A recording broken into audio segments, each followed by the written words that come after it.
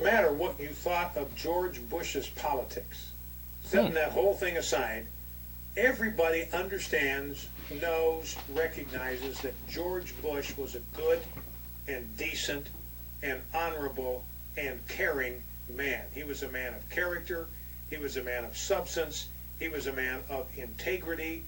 And there was just an appealing quality that he had. He was obviously somebody who was engaged with people. He cared about people. He was obviously deeply moved when servicemen that he had sent into harm's way lost their lives. That moved him deeply. He was a commander-in-chief, I felt, that would not ever do that, would not ever put an American life at risk unless he honestly believed it was in the best interest of the United States of America. And I do not have that same assurance whatsoever with this current president.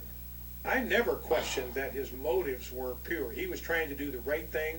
He was trying to do the decent thing. He was trying to do the honorable thing. He was trying to do the thing, honestly, that in his mind was best for the United States. I don't think people think that about President Obama. I know that I certainly don't, and you probably don't either. That entire rant was completely fact-free. There's a Swiss psychotherapist and psychiatrist by the name of Carl Jung who founded analytical psychology, and he came up with the concepts of an extroverted personality versus an introverted personality, among other things. And he said something very profound that I'll always remember. You are what you do. People constantly try to escape their actions and their responsibilities and give themselves a pass on things that they don't like about themselves. But he says, Jung says, that's bullshit. You are what you do, right? Now, what did Bush do? Among other things, the Iraq War. Here are some facts about the Iraq War. 189,000 direct war deaths happened, which doesn't include the hundreds of thousands more that died due to war-related hardships. 4,488 U.S. service personnel were killed directly. 32,223 troops were injured. That's not including PTSD. 134,000 civilians were killed directly. 655,000 persons who have died in Iraq since the invasion would not have died if the invasion had not occurred. 150 reporters were killed. 2.8 million persons who remain either internally displaced or have fled the country. $1.7 trillion is the amount in war expenses spent by the U.S. Treasury Department as through fiscal year 2013. $5,000 is the amount of money spent per second. $350,000 cost to deploy one American military member.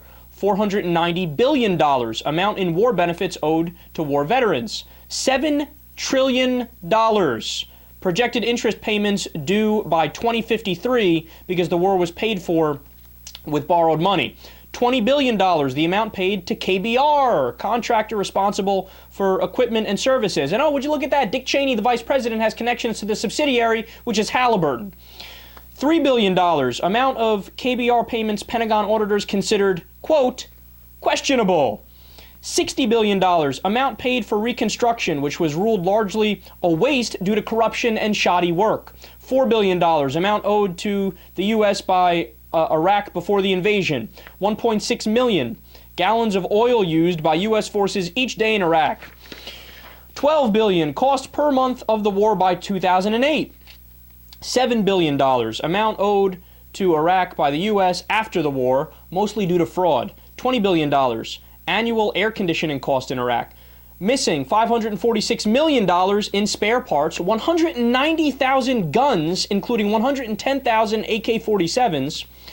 40% is the percent increase in Iraqi oil production. $5 billion is the revenue from Iraqi oil in 2003. $85 billion is the revenue from Iraqi oil in 2011. $150 billion is the amount oil companies are expected to invest in oil development over the next decade. $75 billion is the approximate amount expected to go to American subcontracting companies. Largest of all is Halliburton. And zero is the number of nuclear weapons and weapons of mass destruction found in Iraq. It's a country that didn't attack us, nothing to do with 9/11. Then they moved the goalpost to, well, he had WMDs and he was going to attack us any minute. There was no WMDs either. Then they moved the goalpost to, oh, well, he's just a bad guy. Yeah, there's a lot of bad guys. I got news for you. There's a lot of bad guys that we support actively. Okay, if starting that doesn't make you a bad person, I have no idea what the definition of a bad person is. You are what you do.